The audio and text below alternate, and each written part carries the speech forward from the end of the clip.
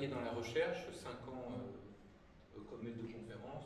Ensuite, je suis passé professeur dans une école d'ingénieurs qui se créait et dans laquelle j'ai enseigné une dizaine d'années, l'informatique, pour ensuite revenir à mes premières amours, puisque maintenant je dirige le service informatique et le service technique de cette école.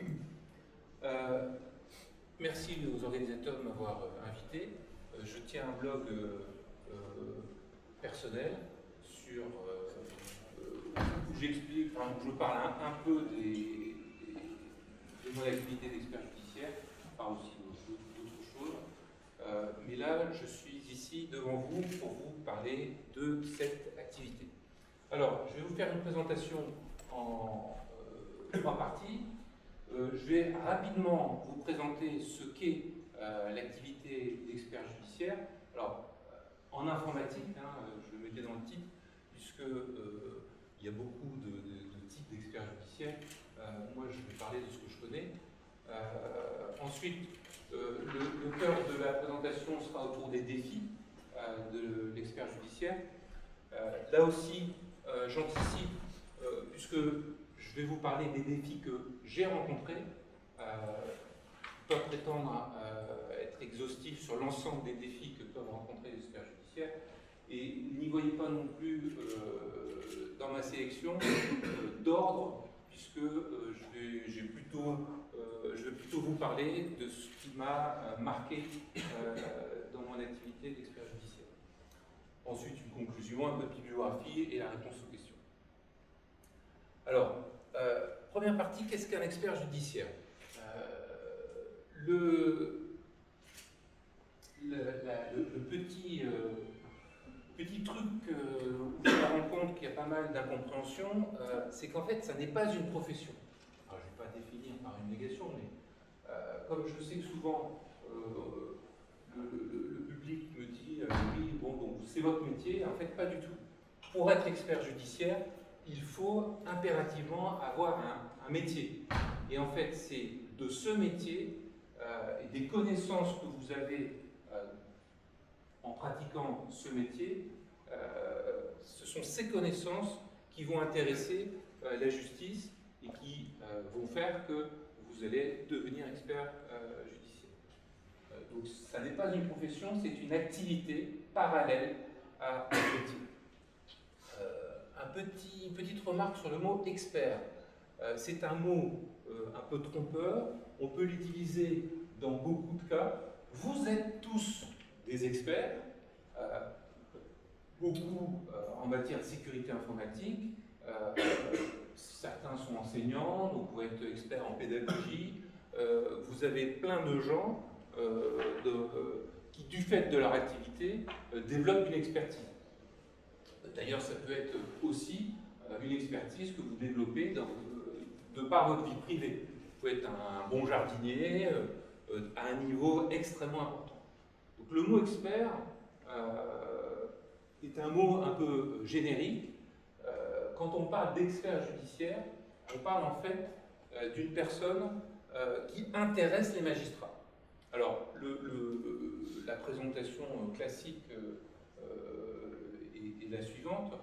Ce sont des gens qui sont habilités et chargés de donner aux magistrats un avis technique sur les dossiers que les magistrats vont avoir à étudier.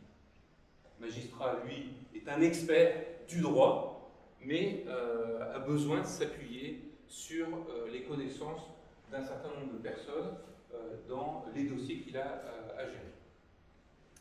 Alors, expert judiciaire, en fait, c'est un titre protégé qui correspond à des personnes qui vont être inscrites sur un annuaire.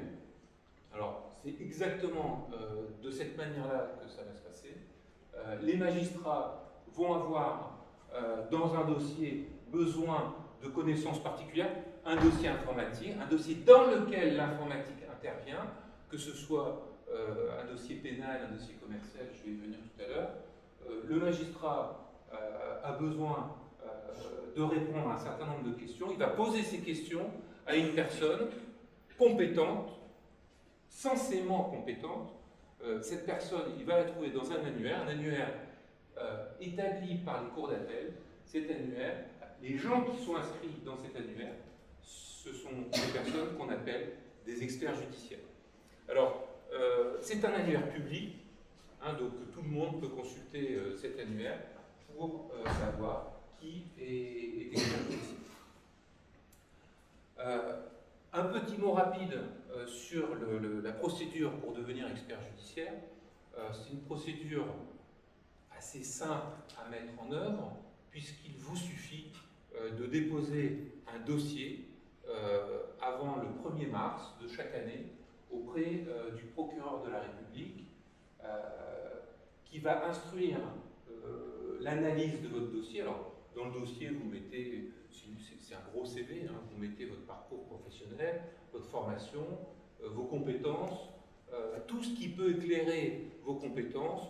Donc si vous avez fait des publications dans des revues, si vous avez fait des conférences, si vous avez suivi des formations particulières, tous vos diplômes, donc, tout ça dans un dossier qui va être instruit par le procureur et présenté au magistrat de la cour d'appel, qui vont étudier les candidatures et les accepter ou les refuser. Alors, il y a beaucoup de demandes, peu d'élus, puisque, on va le voir, je vais dire pourquoi tout à l'heure, c'est aussi un titre relativement recherché. C'est pas forcément d'ailleurs une bonne chose. Enfin, je vais y revenir tout à l'heure. Alors, les défis de l'expert judiciaire, les défis que j'ai rencontrés dans mon activité d'expert judiciaire. Je vous l'ai dit en me présentant, je suis ingénieur avec une spécialisation de l'informatique. Je vous parle des années 80, hein, donc, ça remonte un petit peu. Je n'ai aucune formation en droit. Je sais qu'aujourd'hui, dans beaucoup d'écoles, il y a une grande ouverture, par exemple le monde de l'entreprise évidemment, mais aussi des cours de droit. Moi, je n'ai pas du tout suivi de cours de droit. C'était vraiment maths, physique et maths, et ensuite informatique. Donc, je suis arrivé dans le monde du travail par le biais de la recherche, ensuite, toujours dans le monde du travail par le biais de l'enseignement. Le monde du droit, c'est un monde inconnu. Alors, pas tout à fait inconnu, puisque j'ai la chance d'avoir épousé une avocate, et donc, on va dire de manière naturelle, je me suis intéressé à l'univers professionnel de mon épouse, mais ça ne fait pas de moi quelqu'un, ça ne remplace pas les cours de droit avec toutes les années d'expérience qu'on peut avoir sur cette chose-là. Alors, quand on est expert judiciaire, il faut quand même s'intéresser au monde de la justice. Alors, par exemple, moi j'ai découvert que la justice en France est organisée, il y a deux justices en fait. Il y a la justice judiciaire et la justice administrative. La justice judiciaire, avec les affaires pénales, les assises, les tribunaux de commerce, tribunaux d'instance, de grande instance, mais vous avez également une justice administrative réservée à tous les conflits qu'il est possible d'avoir avec l'État. Alors vous avez des experts donc judiciaires et vous avez des experts auprès des tribunaux administratifs. C'est aussi autre chose. Les listes d'ailleurs, les listes d'experts auprès des tribunaux administratifs ont été créées l'année dernière, alors que les listes des experts judiciaires ont plusieurs décennies d'existence. Je l'ai dit, il faut un peu comprendre un peu les mots qui sont la base du jargon judiciaire, les affaires pénales, les affaires civiles, les prud'hommes, les affaires commerciales, etc. Je viens de le citer, les tribunaux d'instance, de grande instance, les cours d'appel, cours de cassation, les tribunaux administratifs, les cours d'appel administratifs, enfin tout cet univers-là, c'est quelque chose qui n'est pas très naturel au départ. Bon, ceci dit, il existe des ouvrages qui expliquent ça très bien, hein, c'est des ouvrages qui sont utilisés utilisé le premier mois des cours de droit par les étudiants. Je vous invite à les regarder, c'est toujours intéressant quand même de savoir, de connaître la justice avant d'y avoir affaire. Enfin, j'ai découvert aussi le rôle de l'expert judiciaire. Je vais vous en parler, c'est un peu l'objet de cette présentation, mais il faut savoir aussi ses limites, il ne faut pas les outrepasser. Vous avez des expertises dites judiciaires, vous avez aussi des expertises dites privées. Alors, judiciaire, c'est quand le magistrat vous désigne. Le magistrat vous confie une mission dans un dossier précis avec des questions auxquelles vous allez avoir à répondre. Les avocats peuvent également vous contacter. Je vous ai dit que l'annuaire était public, donc les avocats vont vous contacter dans le cadre d'un dossier pour les aider à comprendre le dossier, eux étant experts du droit, vous étant expert technique dans ce dossier, si votre spécialité correspond. C'est ce qu'on appellera des expertises privées. Où là, l'activité est extrêmement différente. Vous êtes plus consultant en fait auprès d'une des parties. Alors, j'ai eu, pour illustrer mon propos, à traiter des dossiers au départ principalement de pédopornographie. Donc ça, c'est au pénal, puisque on parle de crime. Au pénal, plus précisément à l'instruction. Le juge d'instruction, va avoir une suspicion de crime. Les ordinateurs vont être saisis par la police ou la gendarmerie et je vais recevoir un courrier ou un coup de téléphone, en général c'est un courrier, m'indiquant que je suis désigné pour tel dossier, telle affaire, pour analyser le contenu d'un CD. Un ordinateur, un groupe de CD-ROM, de DVD, une box, enfin un support susceptible de contenir ce type d'informations. Et effectivement, donc là, on va travailler au pénal. Quelque chose aussi, alors pour le coup, un univers que je ne connaissais pas forcément très bien, sont tout ce qui va être conflit entre entreprises au tribunal de commerce. Typiquement, l'informatisation ratée d'une entreprise, une entreprise qui se réinformatise ou qui s'informatise et qui fait appel à un prestataire, une société de service, et ma foi, voilà, il y a un problème, ça se passe mal. Les entreprises commencent à s'échanger des courriers recommandés à travers des avocats, et tout ça passe en justice. Le magistrat, lui, ne sait pas trop l'état de l'art, est-ce que le contrat a été bien rédigé, qui l'a suivi, comment est-ce que l'entreprise a respecté les contraintes liées à son type d'activité. Et donc toutes ces questions vont être posées à l'expert judiciaire qui va intervenir dans ce type de procédure. Alors ce sont des procédures contradictoires, c'est-à-dire que vous devez faire votre travail en présence de toutes les parties concernées.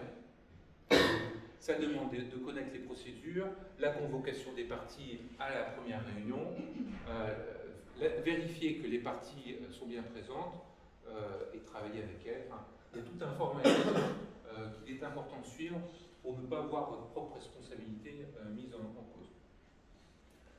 Tribunaux civils, le particulier mécontent. Vous achetez un ordinateur ne fonctionne pas. Vous voyez le commerçant vous dit non, moi j'ai fait, je rembourse pas. Enfin, voilà.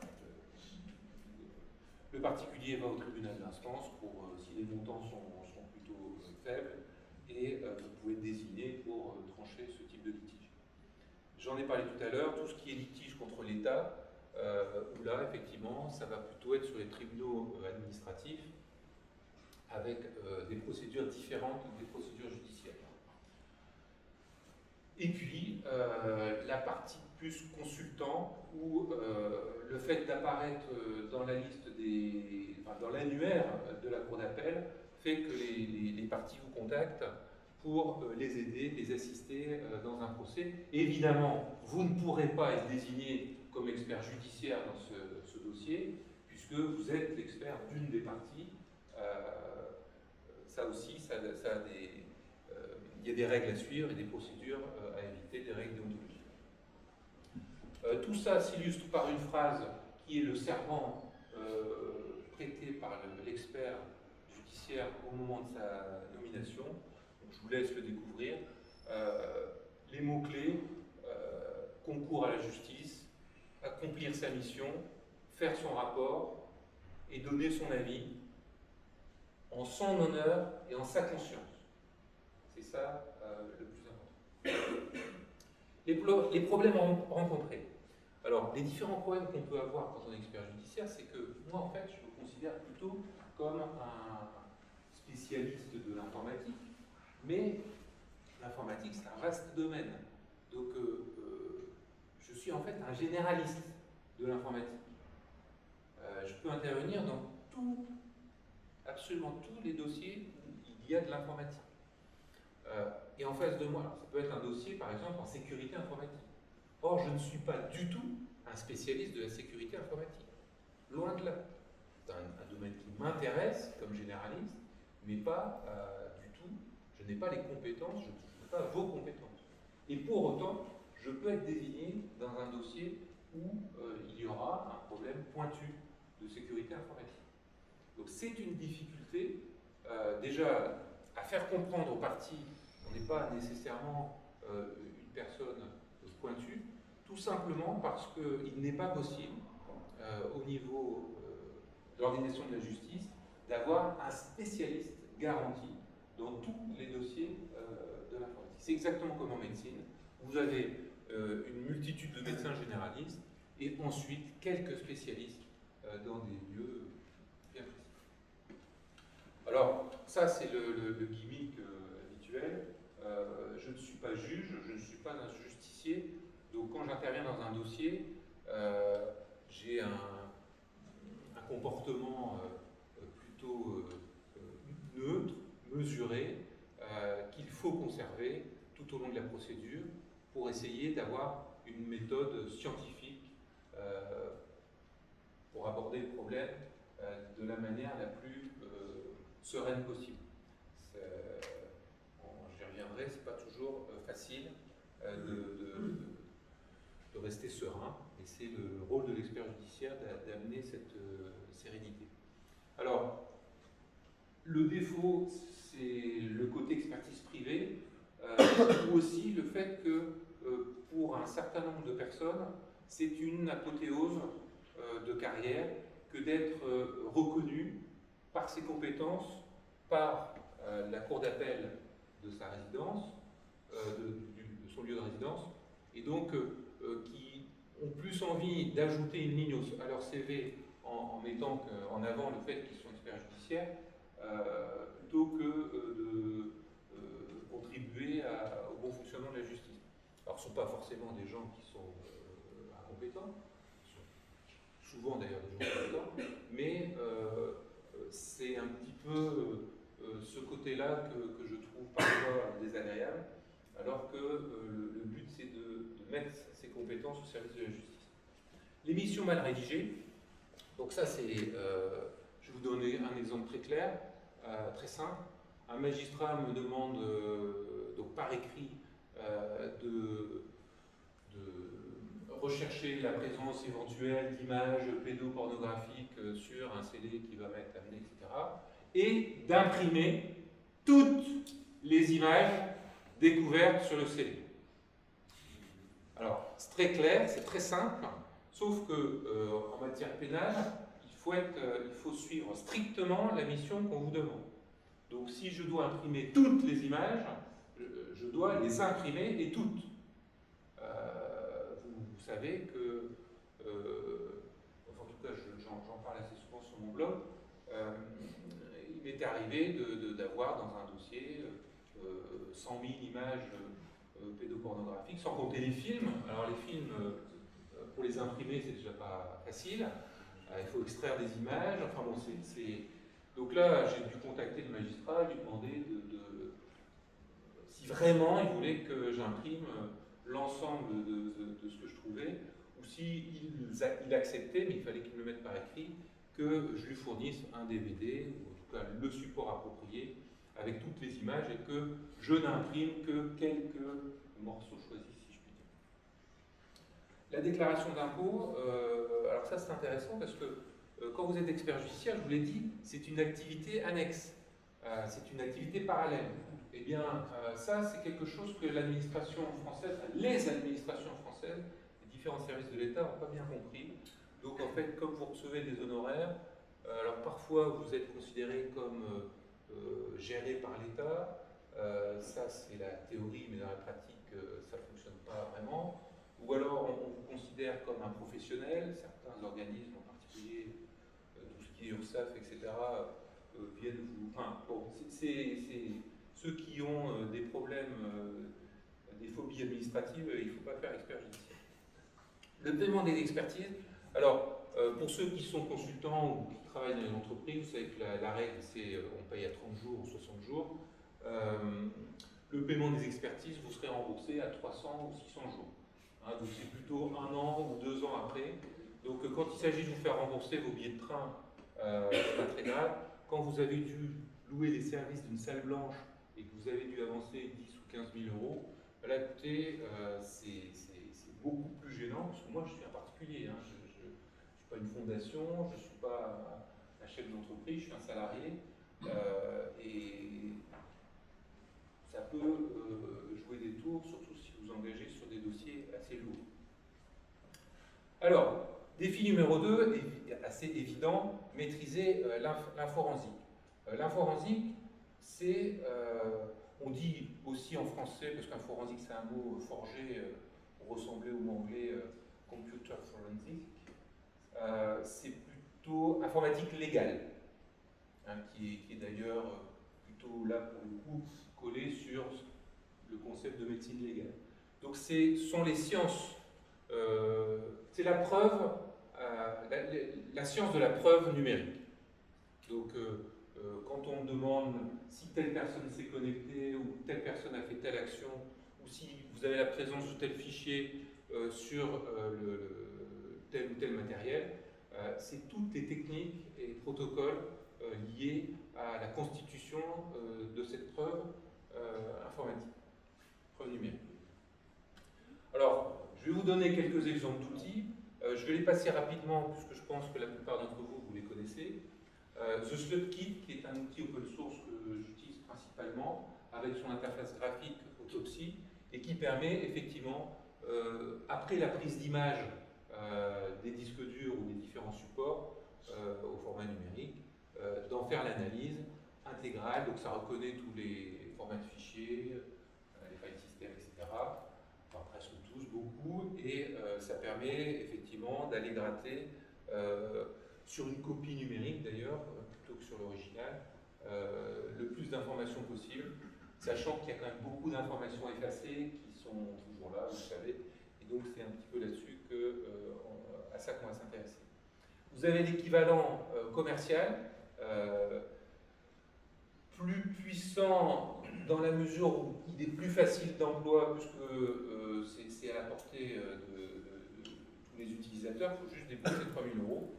Donc moi je n'ai pas encore ces outils-là. Encase et FTK qui sont deux outils relativement leaders sur ce segment d'activité. Moi je m'appuie beaucoup sur les outils de la communauté open source.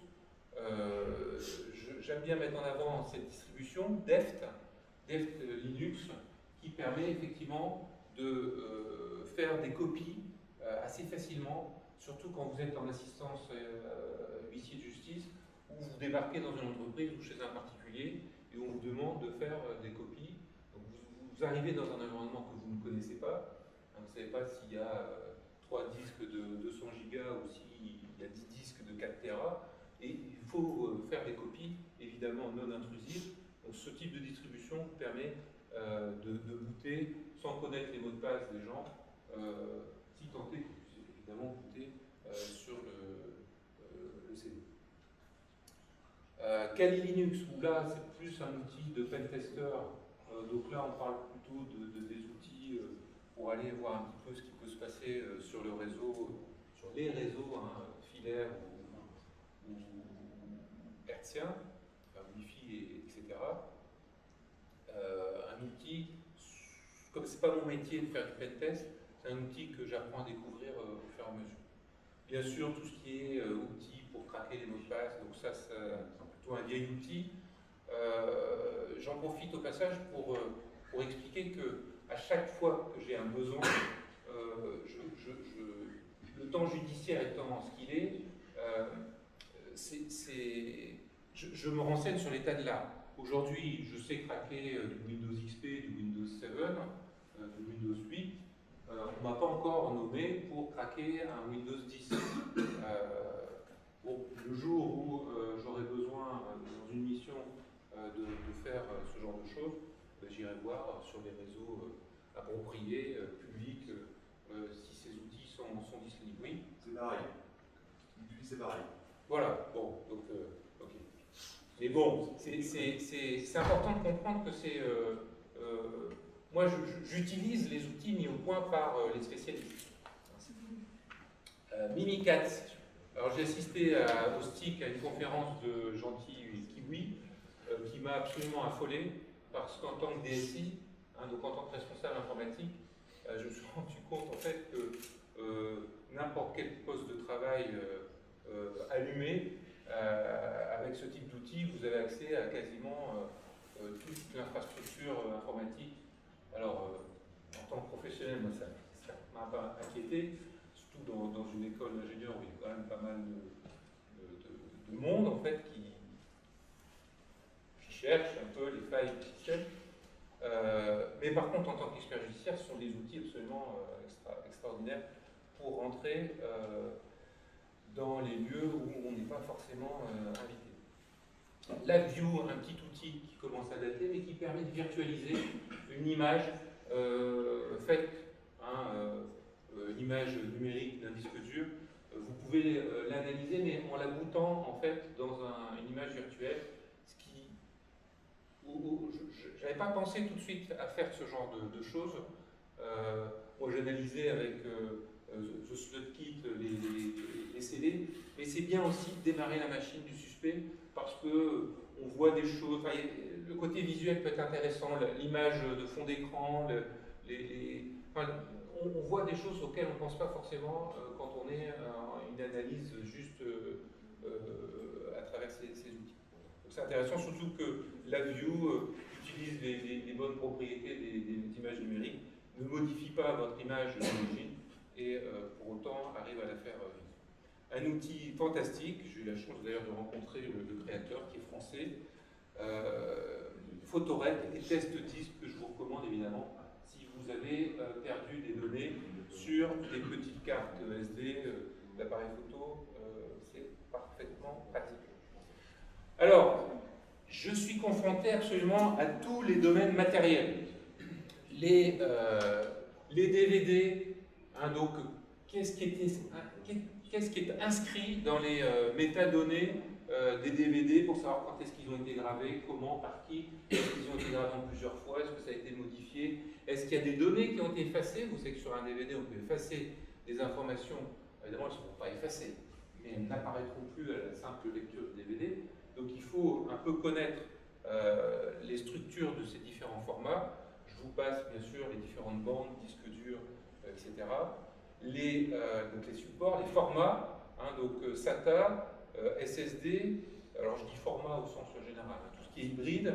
Alors SATA, SSD, la différence à mon niveau, c'est qu'à chaque fois que vous démarrez un disque SSD, il se modifie.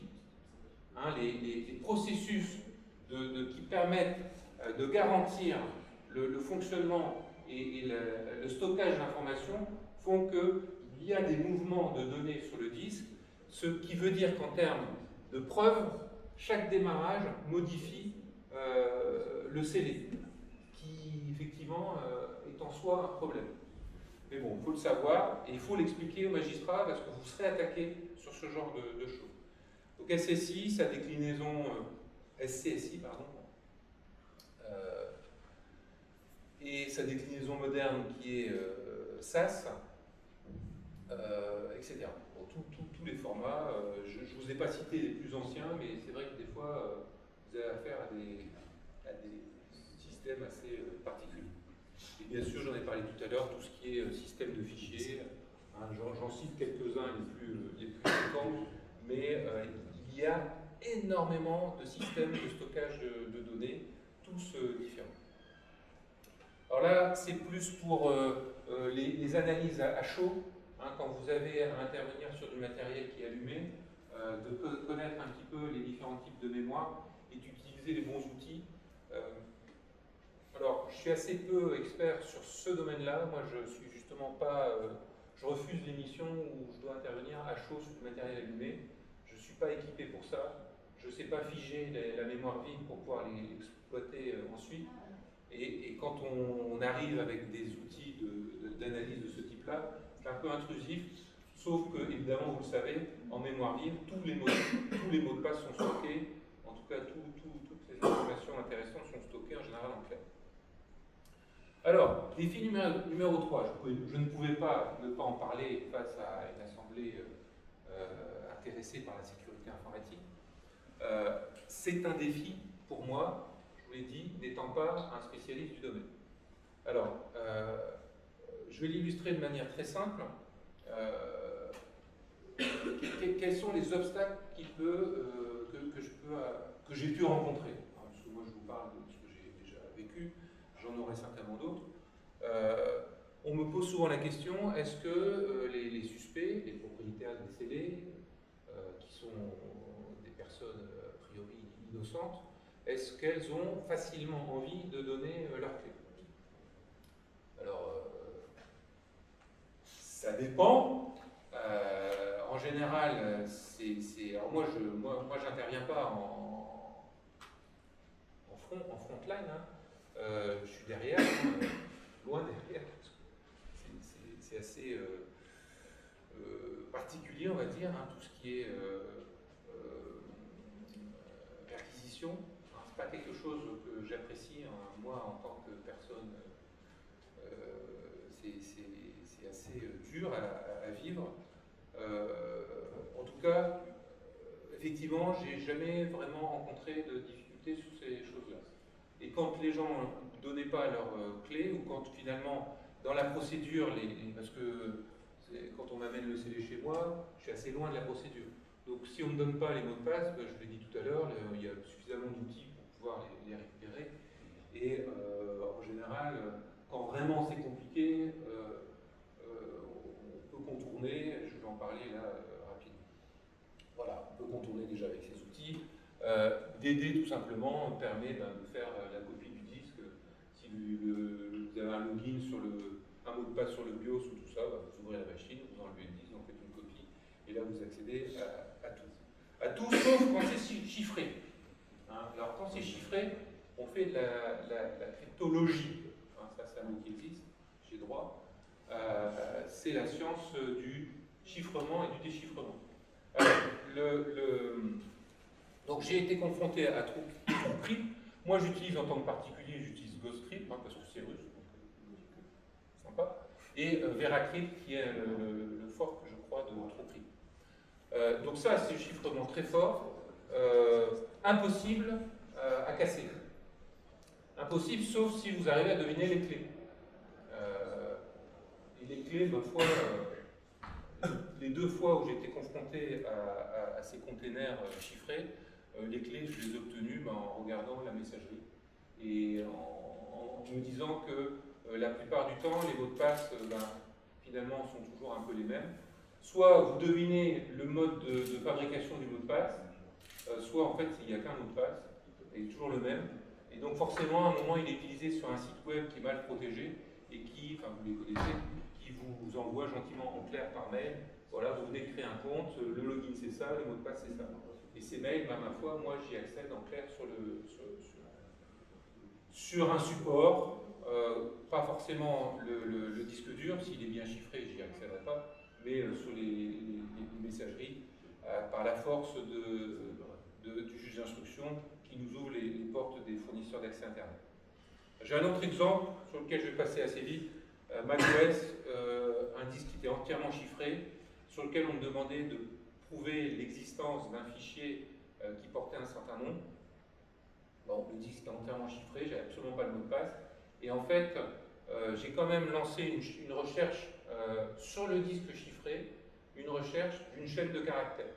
C'était complètement par dépit que j'ai fait ça. Et en fait, cette chaîne de caractères, hein, le nom du fichier, apparaissait en clair, en fait, dans le système de mise en veille à l'époque de ce type d'ordinateur, où quand l'ordinateur portable, la batterie arrivait à son terme, la mémoire était dumpée sur le disque dur, mais sans être chiffrée. Et pas de chance, dans ce dump, en clair, il y avait effectivement cette chaîne de caractères qui apparaissait, et donc la preuve que l'ordinateur contenait bien, en tout cas, que ce nom de fichier apparaissait. Moi, c'est tout ce que j'ai pu dire, je ne pouvais pas dire plus de choses. Bon, je suis déjà intervenu dans une entreprise où on me demandait d'expliquer pourquoi le PAVX avait été piraté. Donc, je ne suis pas du tout un spécialiste du PAVX. Par contre, je suis assez curieux, donc je lis les manuels. Donc là, en l'occurrence, sur l'entreprise, j'avais lu le manuel avant d'aller à l'expertise. Et j'avais vu que sur ce type de PAVX, ben, en fait, c'est inscrit dans tous les manuels que les salariés de l'entreprise avaient. Vous pouvez facilement, en faisant un code très simple avec une étoile et deux chiffres, vous pouviez passer en mode conférence. Et donc, ben, l'entreprise avait laissé ce mode, ce qui permettait finalement, quand le patron était au téléphone avec quelqu'un, à n'importe quel salarié à l'intérieur de l'entreprise, de passer en mode conférence avec le poste du patron et d'écouter ce qu'il dit. Voilà.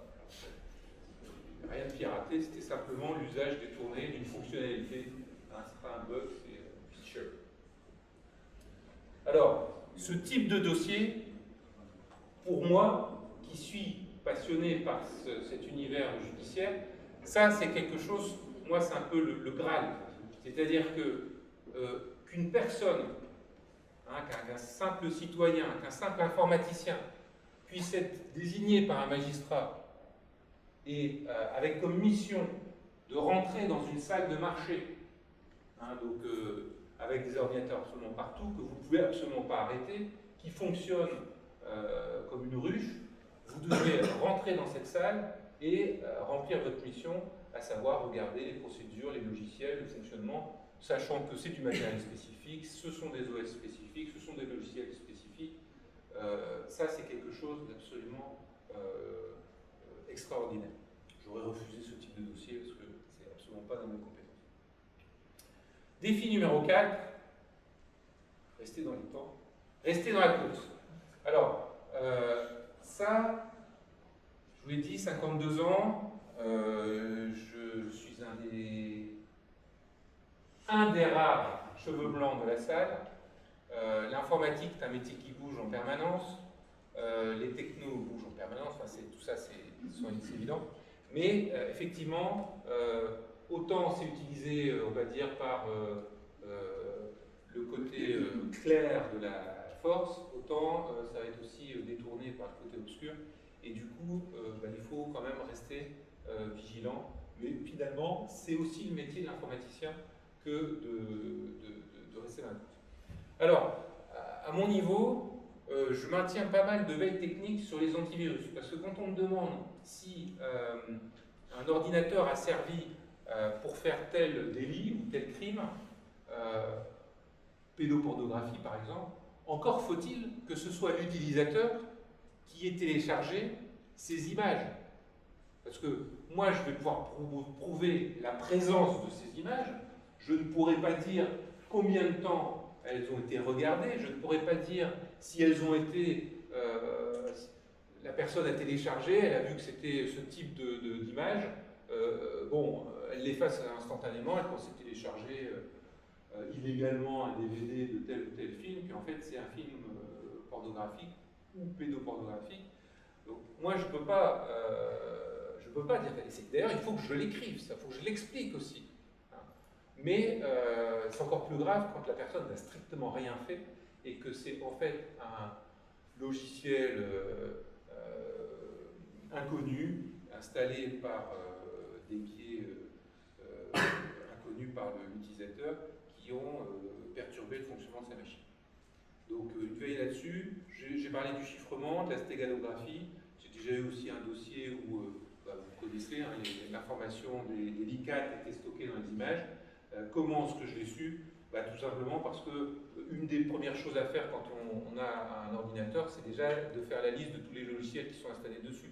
Si vous avez un logiciel de stéganographie, vous regardez comment il fonctionne, et là vous savez que toutes les images sont susceptibles d'héberger ce type d'informations. Hein, je ne suis pas devin, mais un autre domaine où il faut être bien équipé. Alors je suis très conservateur, hein, donc j'ai encore tous mes bouchons BNC, des réseaux 10 mégabits Ethernet du début. J'ai encore un TRS-80, un Mac du début. J'ai tout ce qui est connecteur, SCSI, UltraWise. Comme je travaille dans une école d'ingénieurs, ces connecteurs, quand ils deviennent périmés, au lieu de les jeter, en fait, moi je les garde. Et ça me permet effectivement d'intervenir dans des secteurs parfois assez conservateurs où le matériel évolue peu, comme par exemple des banques. Les bloqueurs en écriture, il faut avoir dans ces carnets d'adresses des prix intéressants pour accéder aux salles blanches.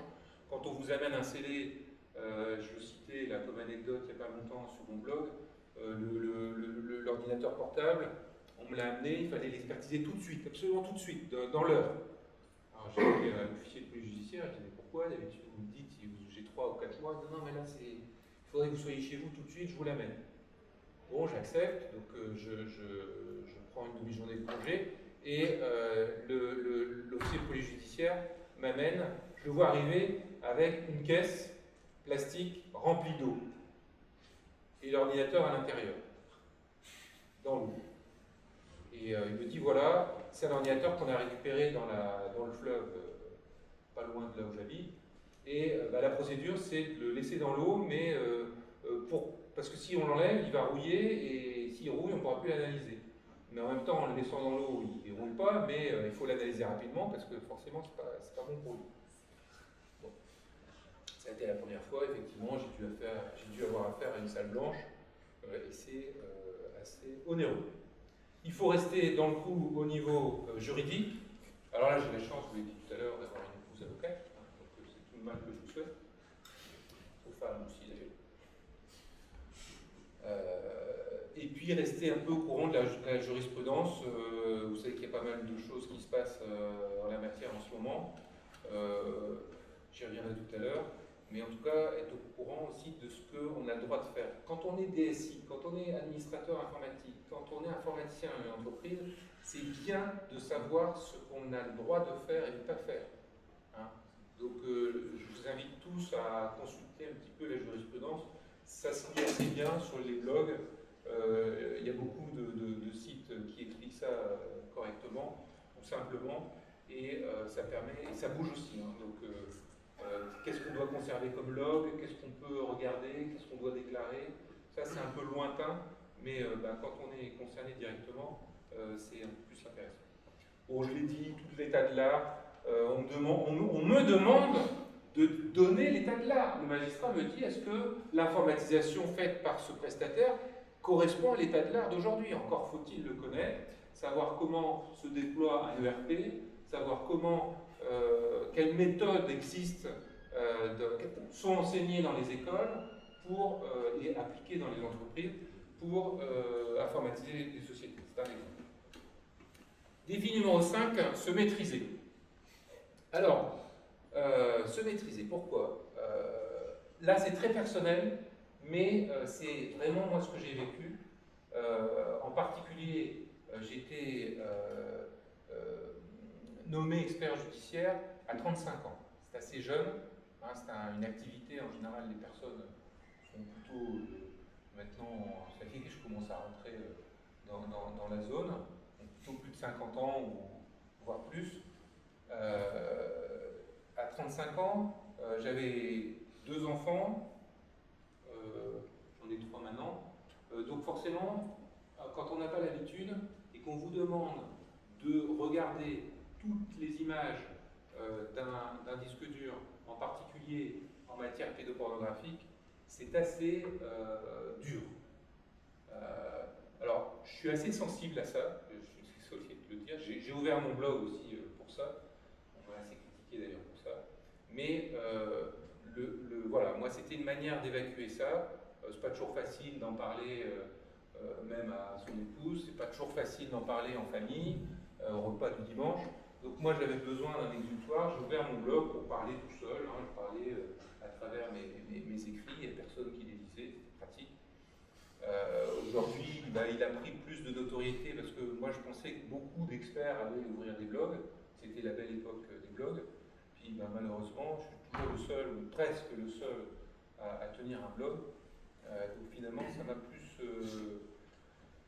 joué des tours, j'y reviendrai aussi tout à l'heure. La torture, juste pour dire, je dois être l'un des Français à avoir le plus vu tout ce qui peut se faire en matière de torture, alors que ce soit au Rwanda avec les massacres qui ont tous été filmés avec des téléphones ou des caméscopes, que ce soit dans tous les conflits possibles du monde, il y a des gens qui collectionnent ces films et donc forcément on les retrouve sur les CD qu'on me confie.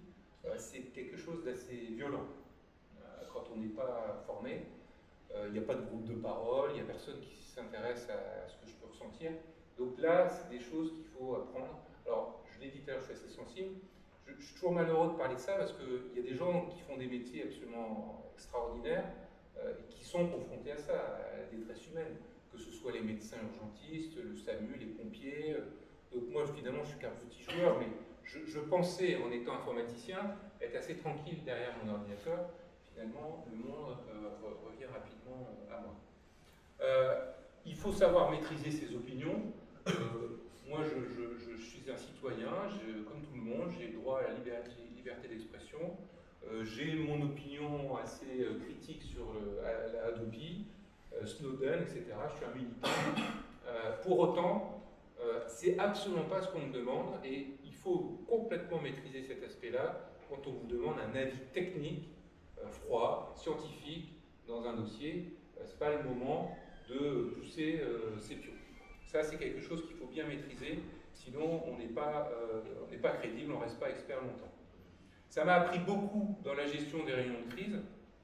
D'abord parce que dans mon métier, j'ai des réunions de crise, hein, dans mon entreprise, ça arrive. Mais là, c'est quasiment à chaque réunion d'expertise. Hein, vous êtes au milieu de 2 entreprises qui se déchirent, ou 3 entreprises qui se déchirent, et vous êtes un petit peu celui qui anime la réunion. Donc c'est très formateur et en même temps assez étonnant.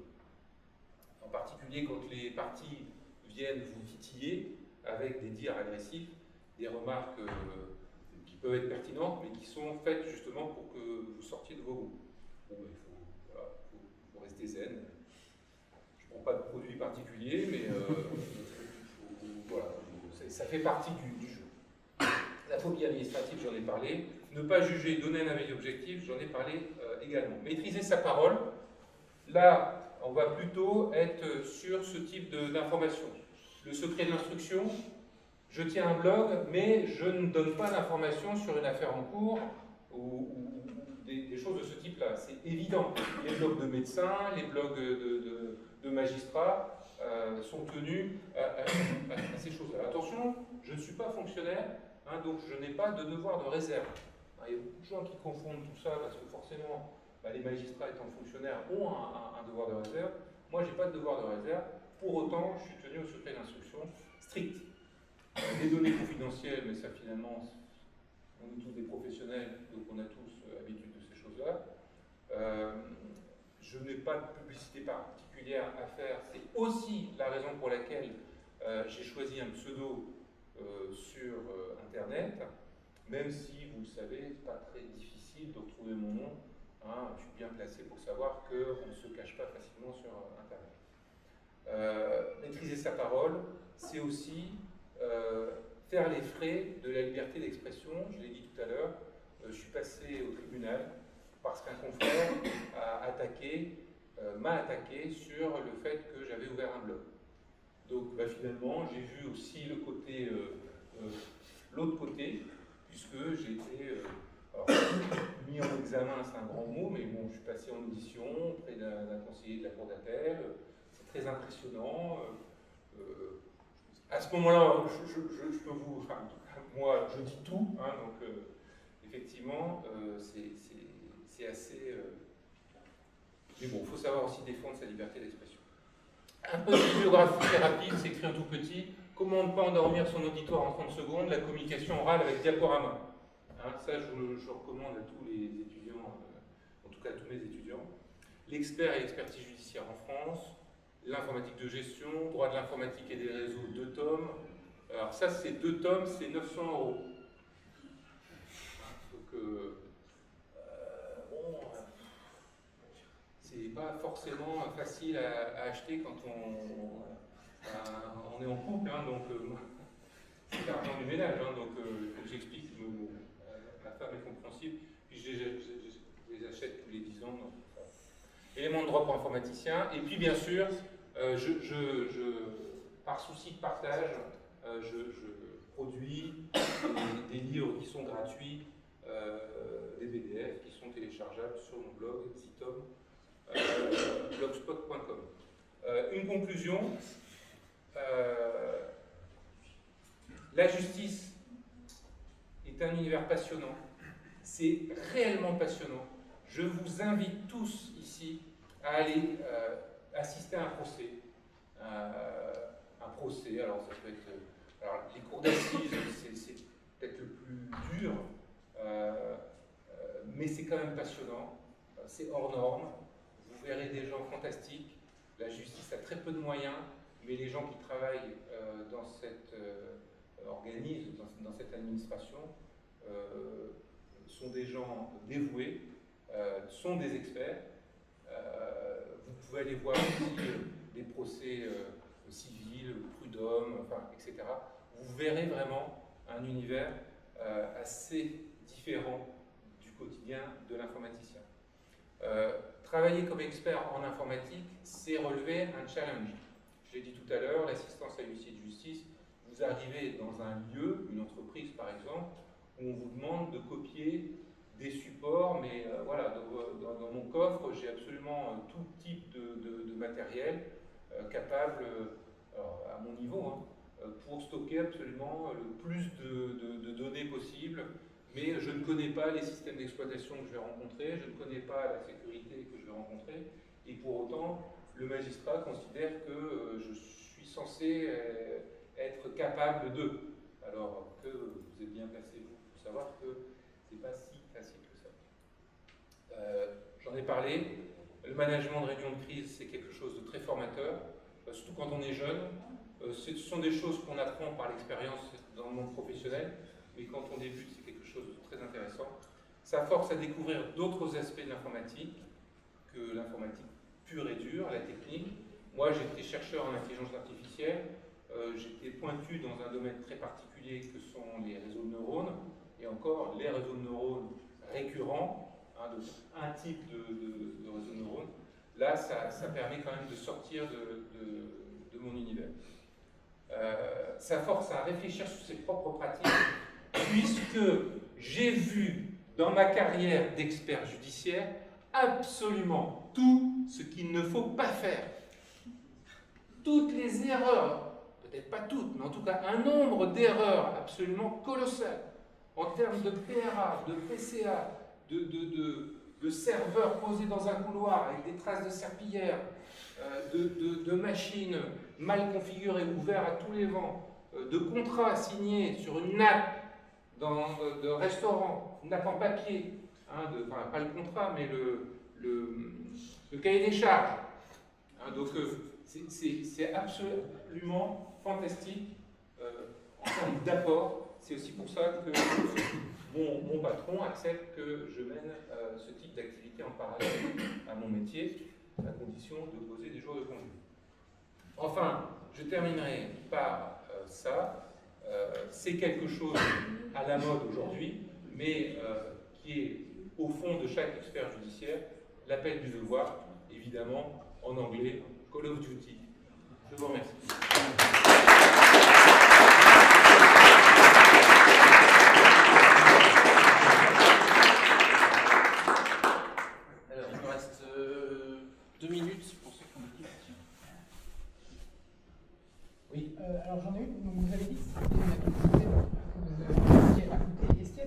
personnes qui.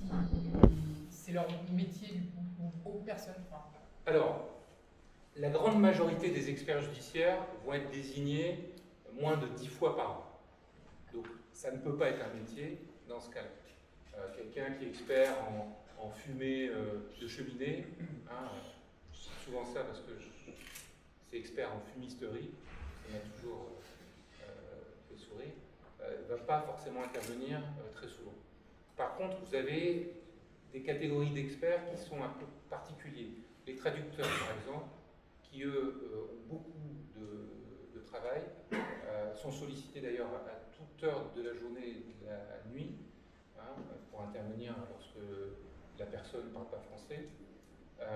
Vous avez les psys, hein, les médecins psychiatres, sans que ce soit leur activité, leur métier, vont quand même être sollicités très souvent, puisque dans quasiment tous les procès, il va y avoir une analyse psy. Mais, sauf erreur de ma part, je ne peux pas tout connaître, ça n'est pas un métier, il n'y a pas quelqu'un qui l'en vit. Alors, l'expert en bâtiment, hein, ça va plutôt être un architecte ou quelqu'un qui travaille dans un métier du bâtiment, effectivement peut gérer un chiffre d'affaires important, parce que ce sont des experts qui vont être sollicités en permanence. Mais bon, en général, ils montent un cabinet de consultants et ils jonglent entre ces deux activités, mais ça reste quand même des cas particuliers. Hein, l'expert en œuvre d'art, il va y en avoir un dans toutes les régions judiciaires de France, bah, lui, il ne va pas intervenir très souvent, sauf quand il va y avoir un cas dans un dossier. Voilà. Dernière question rapidement. Quelle serait la qualité d'un expert judiciaire informatique selon vous? La curiosité. Moi, c'est ce qui me vient souvent. Alors, je répète la question si vous ne l'avez pas entendue. Quelle est la qualité qui me viendrait à l'esprit? La première qualité d'un expert judiciaire, pour moi, c'est la curiosité.